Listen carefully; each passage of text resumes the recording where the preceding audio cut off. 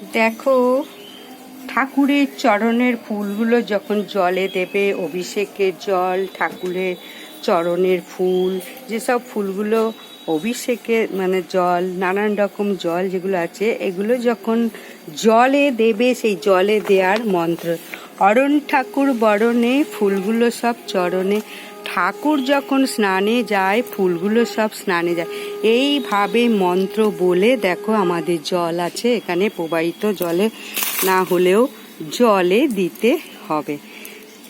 অরণ ঠাকুর বরণে ফুলগুলো সব চরণে, ঠাকুর যখন স্নানে যায়, ফুলগুলো সব স্নানে যায়। এই মন্ত্র বলে কিন্তু ফুলগুলো, তারপরে অভিষেকের জল সবটাই দিতে হবে জলে। মন্ত্র বলে, সবসময় মন্ত্র বলে কোনো কাজ করলে সেই কাজটা সম্পূর্ণ হয় এবং ফল পাওয়া যায়। তাহলে ভিডিওটা যদি ভালো লাগে অবশ্যই লাইক, সাবস্ক্রাইব, শেয়ার করে দাও।